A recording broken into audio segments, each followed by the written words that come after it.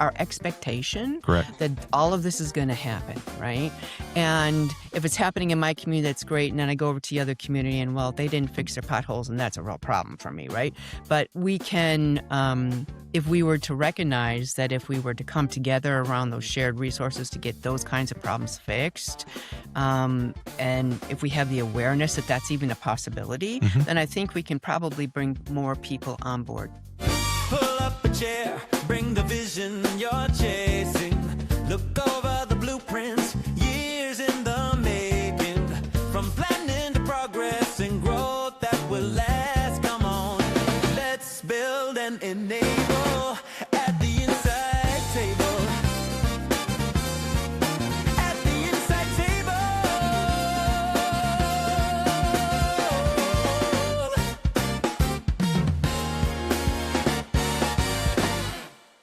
Hey, thanks for joining us today on the Insight Table podcast here. My name is Tim Jensen. We're going to have a great guest today.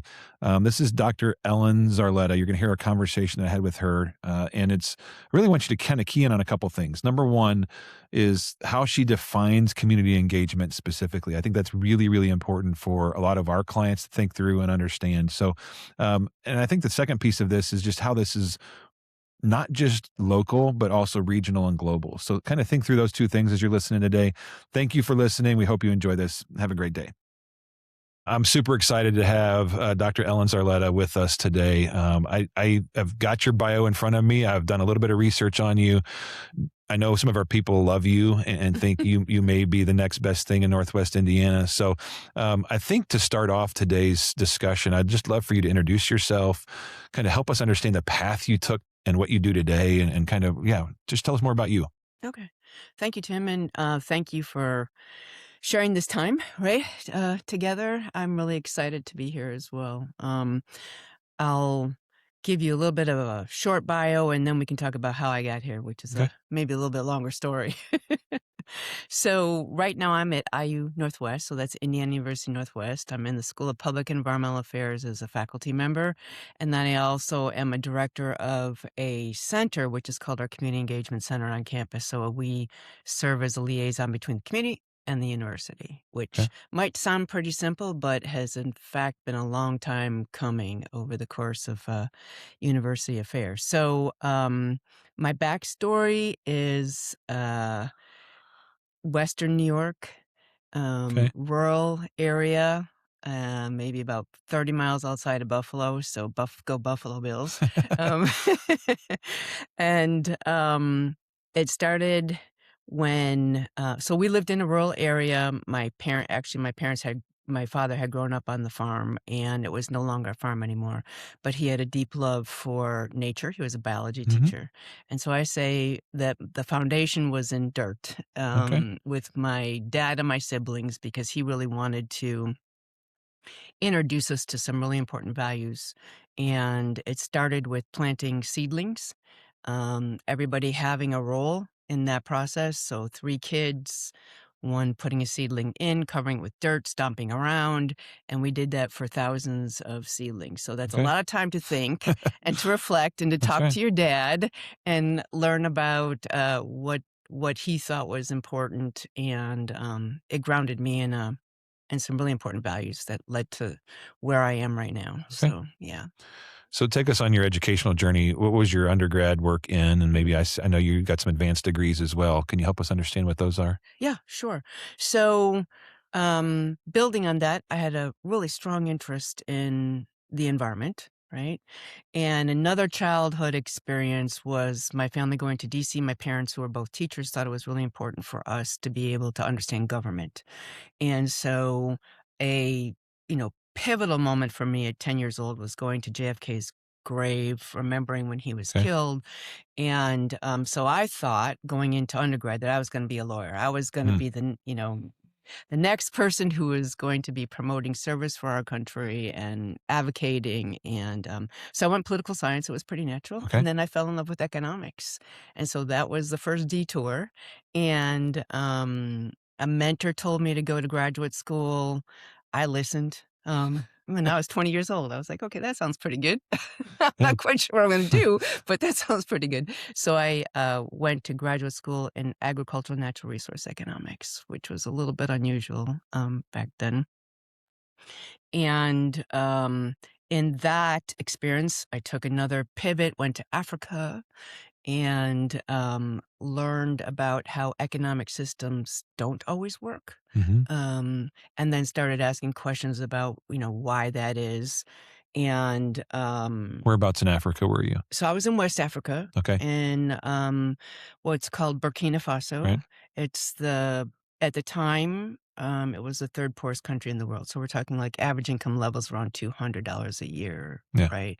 And so extremely poor rural area, and we were actually doing work on food insecurity, Hmm. right? So that was a connection between economics and policy. So each experience drew me closer to what I'm doing now. I didn't maybe realize it at the time, but the economic framework helped me look at what was happening, and then I looked from their perspective at what the framework was bringing as a solution and realized that it probably wasn't the right solution.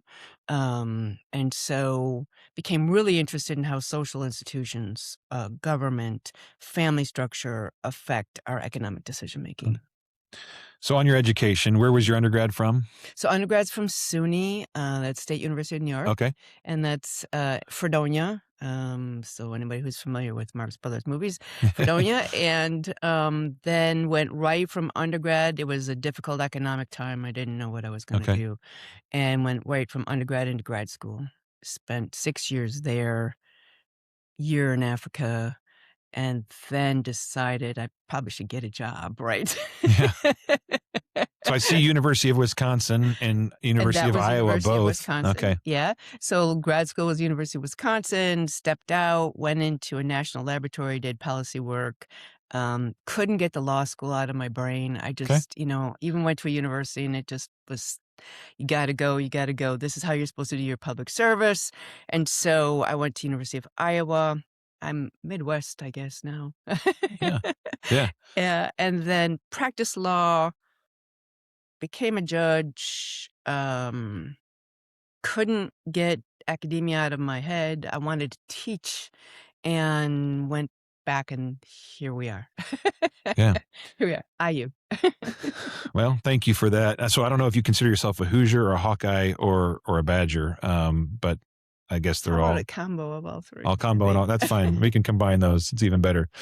So I know one of your expertise is this community engagement, Yeah. and it's something that our firm engages in with our clients pretty consistently in our Civitas Strategies team. So Good. I'd like you to spend a little bit of time, if you would, and help educate me and our audience on what is community engagement, first of all, and then what makes it good. Mhm. Right? What is good community engagement versus bad? So I'm sure you teach some things on this all the time and have some great expertise in this with the center you have. I want you to talk about more about that too, but help us understand just at the basics. What do you mean when you say community engagement? Yeah, such a good question.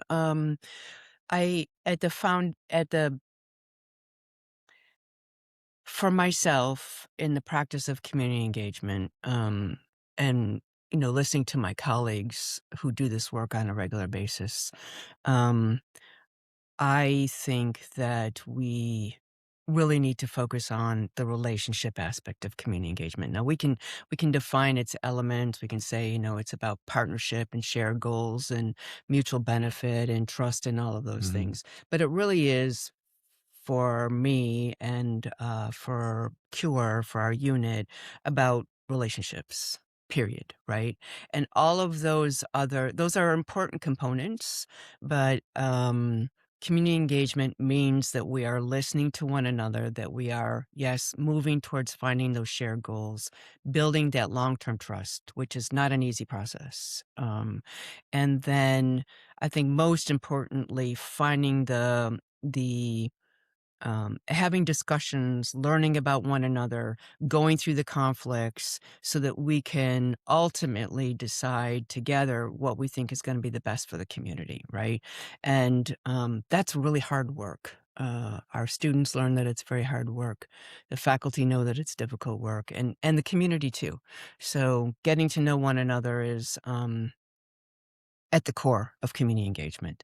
Now, then you can have what you're doing it for, but that has to be really good relationships are what are going to lead us to the most impactful, I think, changes in our communities. I appreciate that answer. I think it's really insightful. Makes me want to take one of your classes, actually. So, because I think sometimes when we deal with our clients, we see a lot of our clients will say, Hmm. "Hey, we need to do some community engagement," and I go, "What does that mean to you?" Yeah. Right? And one of the answers they give back to us is like, "We're just going to invite all our people here and tell them what we're going to do." Yeah. Hmm. Hmm. And I'm like, that seems more like politics than it does community engagement. So we kind of walk our clients through a process by which to truly engage their community. And I think Jack and his team do a really good job at this, and probably can still learn some things from you and your team. But I think there's just a disconnect between, especially those that are in elected positions and Yeah, political positions, for sure. of what community engagement really means, Mhm. because they often will say, we want your opinion, but then we're just going to do what we want to do anyway. Right. That's Mhm. why I was elected. Right. Right. And then you have some great politicians who actually do really engage their community in a lot of different ways. And Mhm. so, um, just curious if you have any stories of really good community engagement that you've seen. I know you've got some stuff that you've done in your community up in the northwest part of the state. Can you give us a success story of some stuff that you've done with some really deep community engagement? Yeah, sure. Um, so there are a couple examples I could give you. I'm going to start out with one in the area of property taxes, which is probably not the most exciting topic, But but one when we've you, been talking about a lot here recently. yeah, So yeah, yeah. so So we have throughout the state of Indiana, but particularly in the areas that are experiencing urban renewal, there are properties that are tied up in the property tax system, right? That can limit significantly economic growth, right? So if those properties aren't moving through, we call them churner properties. They okay. just churn through the tax system. Okay. What kind of properties are those? Like So residential? Are they commercial? What? both. Both. Okay. Yeah. So as an example, if you can imagine, I think there's like 40 some thousand properties, if I got my facts right here, in Gary. Okay. Okay. I'll just talk specifically about Gary because that's where most of our work was. And at least 7,000 2 years ago are tied up in tax sales. Okay. Okay. That's almost what? Yeah. Like, Yeah. yeah, a lot, right? Yeah. Eight, maybe growing 10% more of the properties, right? So, we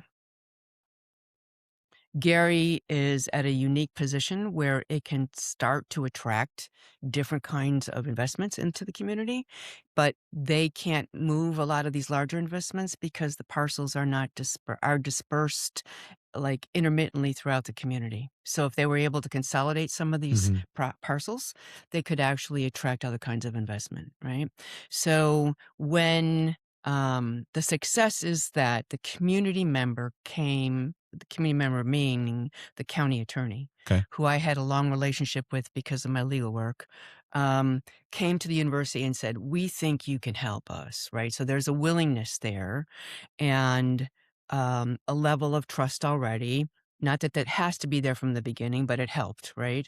And he said, "You have students, you have an interest, you have data, you can help us think through this." And it was from the very beginning a I call it co-defined problem. Okay. Okay. And the city was brought into the fold. All of the major stakeholders were brought into the fold. We informed the assessor's office, the treasurer, everybody who could play a role in this. And we started to break down the problem and figure out what was most important. The data, if in this day and age, it's really, when I think back on it, because it's been about 5 years now, pretty surprising that the data wasn't there. The data was there, but it was not in a usable form. So we had students literally take 4,000 tax deeds, Okay. all right, and take those written documents and translate them into an Excel document. So a Yeah. lot of work, a lot of data input work. But that helped them better connect to their community. So that's one win. Sure. They were like, oh, I know where this is. I didn't know that parcel was abandoned. I didn't know this wasn't tax sale. So they're increasing their awareness of the community. The county is learning and getting data about a very important problem that they have that they need a solution to.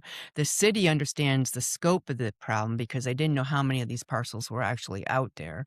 And then policymakers began to talk. So to really shorten up the story here, what happened after about a year and a half of constant discussions, and I would say even like conflict at points in time, there we hit some rough bumps in the road, primarily with the university trying to understand the speed at which the county wanted to move, maybe not necessarily understanding how universities move, and vice versa. So we, the county, put forth a bill through our legislators, and that bill went to the Indiana legislature, right? Mhm. Passed through unanimously in both the House and the Senate, which is like unprecedented, Right.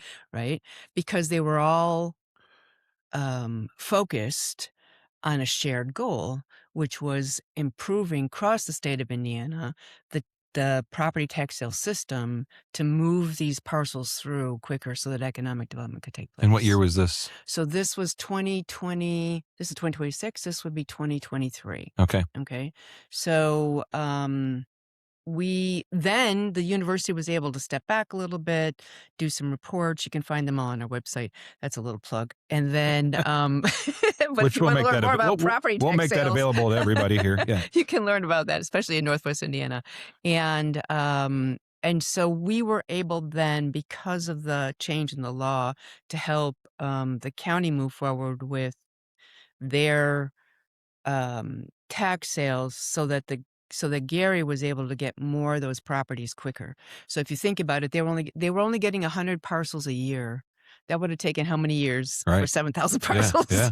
That's not a good economic development framework. That's right. Yeah, so that's one. I think that's probably our most.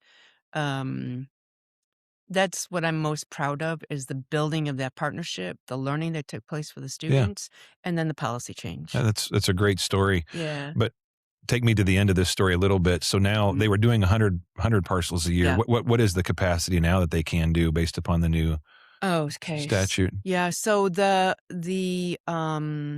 so what the statute did is it prevented that continuous churning. So people were taking advantage of the system, Right. actually, to make money, right? Mhm. So they were then, because of the changes, they were given that first year 400. I haven't kept Okay. up to date with how many parcels came subsequent, but the real issue now is economic. It's it's not inexpensive to take those parcels and turn and perfect title and get them into a position where they can go into economic development projects, right?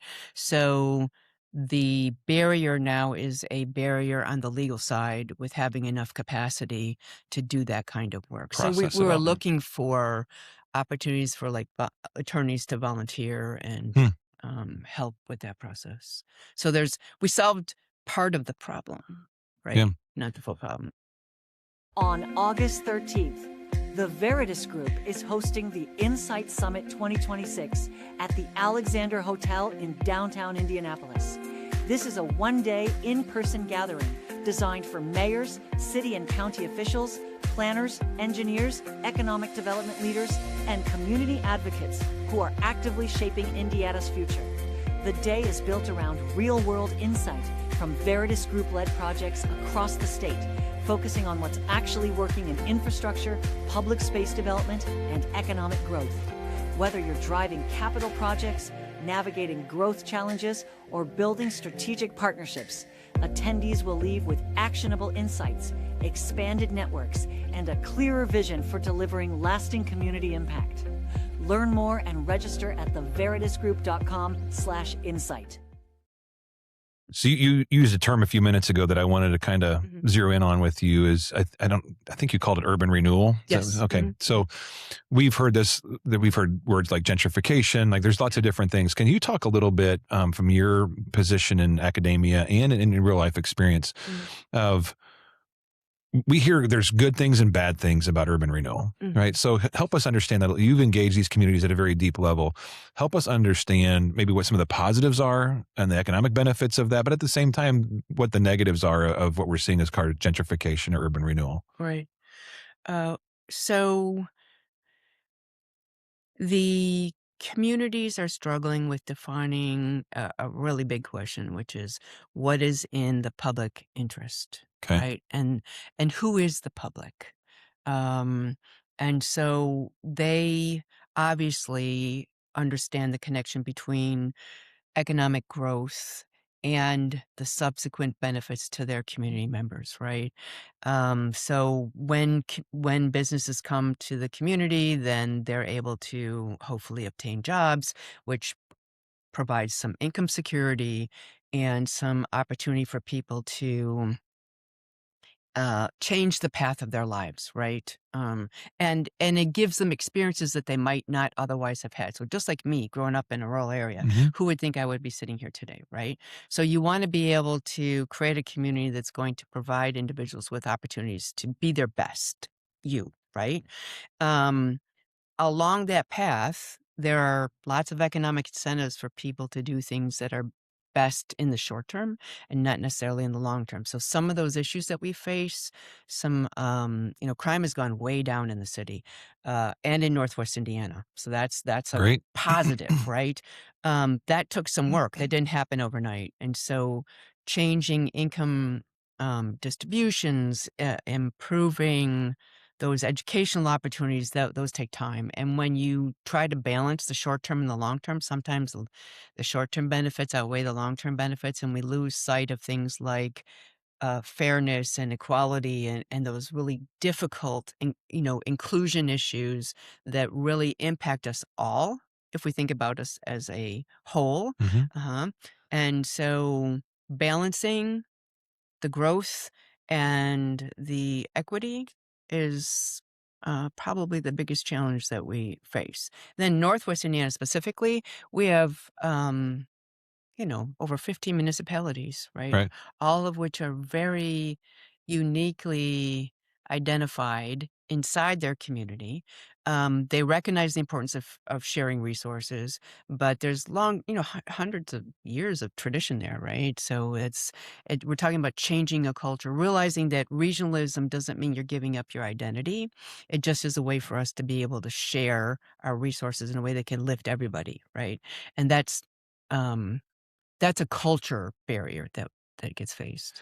So I'd like to shift, and maybe this is you, maybe it's a different professor within your SPIA organization. But one of the questions we're getting a lot now is this idea of consolidation, right? And being responsible with the government that we have, and whether it's consolidating communities or if it's townships with the community that they're surrounding, right? Yeah. Do you guys have any thoughts or opinions as kind of the benefits of that consolidation? You just mentioned in Northwest Indiana alone, there are how many communities you said? 50?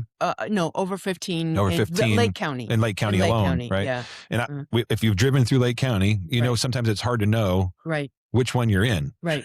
Right. You might be in Maryville or Cherville or wherever I am, Crown Point to to Cedar Lake to wherever. So understand Lowell, all those different areas up there, right? Just kind of understanding where I am. Right. And so to your point, regionalism is interesting, but at the same time doesn't mean these communities have to lose their individualism.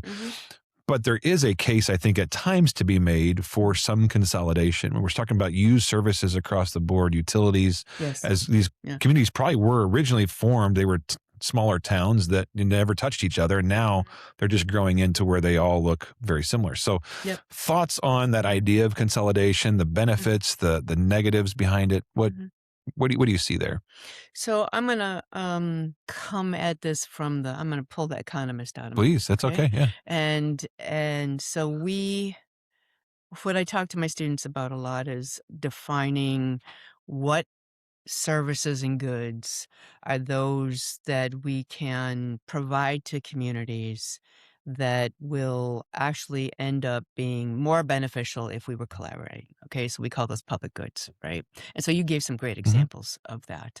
And I think first we just have to sort of increase awareness that there are goods out there for which this can be the best solution, right? So Okay. we go through lots of examples in classes.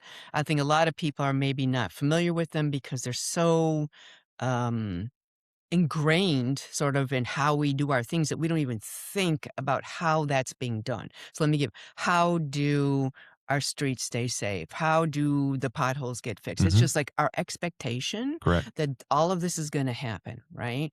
And if it's happening in my community, that's great. And then I go over to the other community and, well, they didn't fix their potholes, and that's a real problem for me, right? But we can, if we were to recognize that if we were to come together around those shared resources to get those kinds of problems fixed, and if we have the awareness that that's even a possibility, Mhm. then I think we can probably bring more people on board. So I'm going to give you a really good example of how this happened. What I observed when I first came to Northwest Indiana, which was about 30 years ago, and I'm coming from Buffalo. There's a county, there's small towns, but we had more of a public goods approach. So I was like, what the heck is happening here? Like, how come all of these individual communities are doing their own thing? And I was a prosecutor when I came in, and I'm like, so it didn't make sense to me. The police were saying, well, we can't go across this Right. line because, and they're like right next to each other. Right.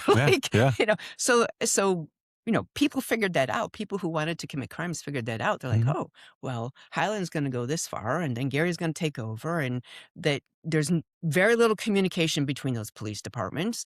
And so that drastically changed over the last, I'd say, 20 years when the conversation began and people understood that public safety was more than just a community's concern. It was a regional concern, and that all would do better if they would have a more integrated system, right? And so they could talk to one another and collaborate with one another and cross over those city boundaries, or hand off a case or a car chase or whatever they needed to do in order to make this happen, right? So those examples are really concrete in people's lives when they see crime start coming down and they have a conversation about why this could have happened. Then I think they're more open to thinking about other ways that we can use our shared resources to get that work done. So crime is one, the environment is another, Yeah. right? Pollution doesn't know state boundaries, city boundaries. Pollution is going to travel from the Midwest to the East, right? Or globally, right? So thinking about our health as a shared interest actually allows us to then think about how we can come together and define the problems that could be addressed regionally. So some environmental problems, for example, can be addressed regionally. Others have to be addressed globally, right? Okay. So I think we're moving in that direction is what I'm saying. I don't think but there's some really good examples out there where we've done this in the region and here in Indy, and it's becoming part of the policy conversation. That's great. Yeah. I think a lot of what we've talked about so far has been obviously applicable to anywhere in the United States, Yep, right? So absolutely. what any community, any state, any place, if I could just for a couple of minutes zero in on Indiana for a second, you're obviously familiar with the new Senate Enrolled Act 1. You mentioned property taxes earlier. Almost everybody we've had in here, and I've interviewed a few mayors now and a few school superintendents who are all very concerned about the effects of what it's going to do for their community. As you just mentioned, we all expect certain things, right? We expect safe streets. We expect potholes to be filled. Yeah. But yet all of us still, many of us complain, I should say, about property taxes. Yep. We want them to be as low as possible, but yet expect all these other things. And so I think the other thing I heard from you a little bit in there is that what one group of people expects may be different than what another group of people expects. Like, I think some people would prefer safe streets over potholes being filled. Yes. Yeah. And those that may live in areas that are already safe are like, we just want the potholes filled. We don't need more police, do we? Well, but that's up to the government, the council. Yes. And I know you guys probably talk about this. You guys teach these courses. Help us understand kind of what SEA 1 has done to communities, in your opinion, and how that either helps or hurts the current conversations we're having about engagement and services being satisfied and all those things that are coming our way. Yeah, that's a really good question. I did listen to the podcast with the mayor of Lawrence, and Okay. she had some really good insights, I think, on that. Um, I wish I was going to be able to project what would happen. Sure. What I I think we all would. If we had a Yes. crystal ball, it would be much better, right? That would be fabulous. But what I'd like to focus on is the community's ability to define its response. Okay, and I'm not trying to Great. No, that's awesome. I'm Please not trying do. to Yeah, deflect I the understand. question. No, I think it's a great It's pivot. we're always going to be responding to the changes. In some ways, I think it opens up even better opportunity for us to have these conversations about what's important to us as communities, and the conversation around how do we define these priorities given the limited set of resources that we have. Right. Some of the other work that we have done is around priority-based decision making, right? And as part of that property tax initiative, we got a really interesting group of stakeholders together who would have very different interests, who were not sure how to solve the problem, but just being in more of a structured conversation allowed them to see each other's viewpoint and perspectives better. And then we used computer method it was actually a really interactive approach to getting people to share their priorities and then have discussions around what came out of it. None of us knew what was going to come out of this. None of us knew what the other person was going to be saying, but the group, I won't say consensus, but the group perspective came out of that. And I think what was most important was the then continued conversations within that group about what had to happen in the community. Maybe not the solution around the specific response to the property tax law, but what does it then mean to have these parcels in our communities, right? And so that's where I think I would like to focus. That's what interests, and I think where our strength is. We just have to learn how to leverage that strength so that we can move through the challenges. I think that's a great answer. I think it's not unlike what we've talked about with even I think the mayor of Lawrence when she was here, where she said, "Hey, we're resilient as communities," and so I think as individuals that are leading communities, we will find a way to deal with whatever the situation is, and it may be a reduction of services in order because we can only pay for so much stuff, right? So it just kind of depends on what that is and where that sits in the community. One of the things, Dr. Szarleta, that I love about this conversation, and we try to do this too here. Is you haven't mentioned Republican or Democrat or liberal or conservative or anything, because I think when we get down to the heart of the issues, those labels only serve to divide us instead of coming together on the things. And you've made it comment many times already of finding the common goals, right? And that I think that's where we need to be as humans and as people, is coming together to find what really drives us are those kind of basic human needs that everybody has, right? And so understanding that. So I appreciate that about you. So thank you for that. It's how we kind of run our business, how we work all of our conversations is we don't want to get into the politics. We certainly don't have to typically. And we just love to make our communities better. Our mission here at Veritas is to renew communities through great projects and great people. And that's really what we try to do every day through our engagement, through our projects, and through the things that we're doing. So as we wrap this up, I do have at least a fun question for you, because the other ones may not have been quite so fun. But tell us what you do for fun. Like what are your hobbies outside of teaching and community engagement and those things? That just if I have 4 hours to go do something, whatever I want to do, what are you going to do? I am going to be outside in some way, shape, or form. So I love to walk with my dogs. Okay. There's 3, so it's a challenge. all large dogs. And so, yeah, being outside is most important. I think going back again to the childhood, I am the kind of person who's going to be, trimming the trees and digging up and planting and just Sure. like being engaged with the earth. That's That's really, awesome. really important to me. Yeah. But I love obviously to read, and then I have some other skills I got from my mom. So being creative on that side with sewing of all things Oh, nice. is actually a hobby that I have too. So um, yeah, Great. Well, thank you so much for coming down today, making the drive to join us in studio here. I appreciate that. I know our team's looking forward to spending some time with you today, just to kind of pick your brain on some key thanks. things. And so hopefully we can learn from each other a little bit on those things, and maybe we can engage with you and IU Northwest at some point in the future as Yeah, well. So absolutely. thank you very much for being here today. No, thank you, Tim. Yeah. Appreciate it. Hey, thanks for listening today. Thanks for clicking on this and diving in a little bit deeper. We hope you learned something today. And if you did, or you want more information, please reach out to us. We'll be happy to connect you with the right people to get you the answers that you need. But really help you leave with one thing in mind, is that our goal here at Veritas is to renew communities through great projects and great people. I think all of these conversations have shown that in some way or another. So thanks for listening today, and catch up with us next time.